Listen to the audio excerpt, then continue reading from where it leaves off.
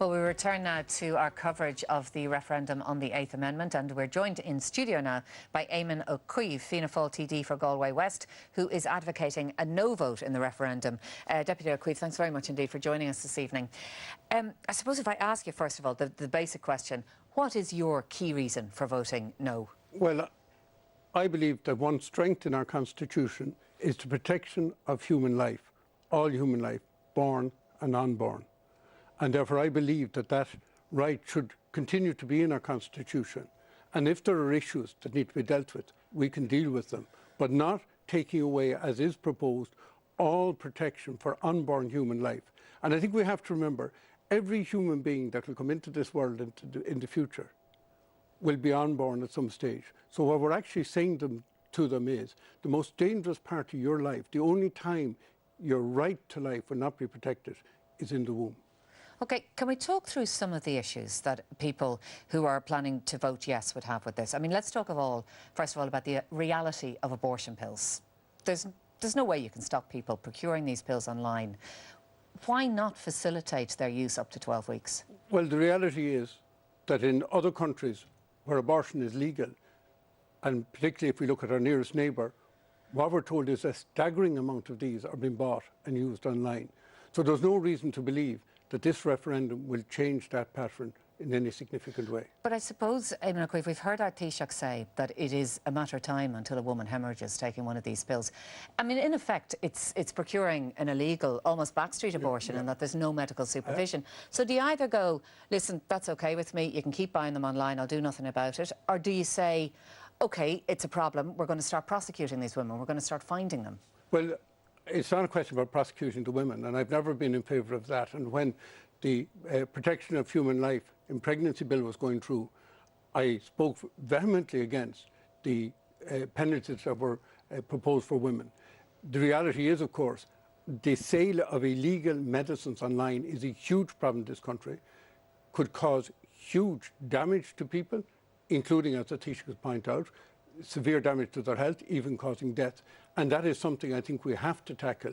But it's not only a problem here, even in abortion jurisdictions, that's a major problem. But isn't the reality that there isn't much to be done about it? If these pills are available online, and if women in Ireland cannot get legal abortions, inevitably they're going to buy these pills.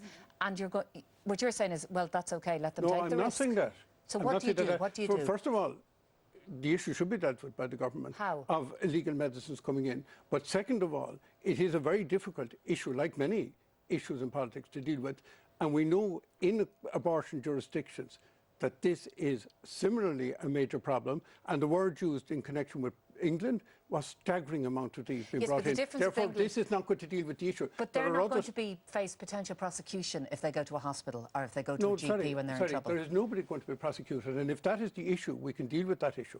But it's on the statute books. What do you do? Take it off? Take it off the statute books. So it's no longer a criminal offence to procure an abortion in Ireland? What I'm saying is, we can change the statute book in any way. And as I said to you already, nobody has ever been prosecuted for having an abortion. Okay. And the second thing is this. I opposed that particular section and the penalties therein during the committee stage of that bill. OK. Another issue that concerns many people here is rape. If a woman is raped, no matter what her age, it is very difficult to prove or disprove rape in the weeks following it. What would you say to a young woman who has been raped, who finds out she's pregnant and doesn't want to proceed with that pregnancy? I think three things were mentioned quite frequently in this debate, and that's rape, fatal fetal abnormalities, and also incest. And I do fully accept these are hugely difficult issues that we need to look at. And what I would suggest to people is that what they would do is, if they're in doubt about where the government's going, which is way, way further, we can look at those issues after a no vote. They're not really going way, way further. They're talking about abortion up to 12 weeks. And within that, you can be dealing with people who are raped. But, like they have said at the Oireachtas Committee, the Citizens' Assembly, they looked at these issues and they said there is no other way around this. Funny enough, the one person who wasn't asked, was there a way with dealing with the specific issues, was the Attorney General. And therefore, there is no reason to believe that an amendment to the Constitution couldn't be made to deal with these issues. And let me go further. to say the government's proposal is very, very open.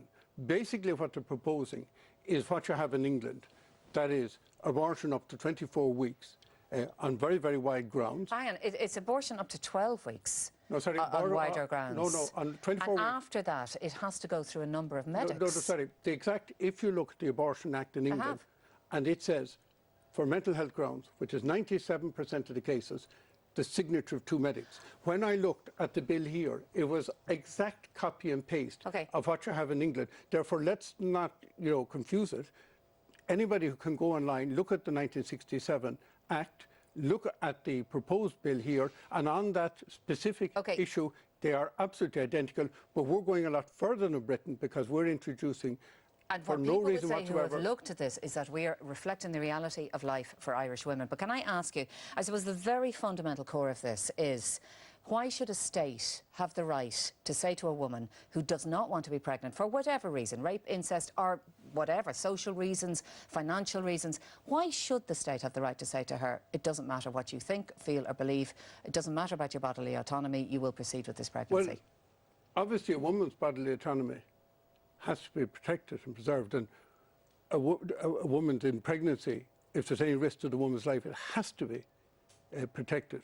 But the reality here is that I think most people believe that we're actually talking about 2 individuals whose bodily autonomy has to be taken into account. And therefore, when we have this debate, the unborn seems never to come in to the equation. But all of us were unborn at some stage, and we're very happy that somebody protected our right as well as the right of our mothers. Eamonn Cuiv, we'll have to leave it there, but thank you very much indeed for coming in to join us this evening. Thank you.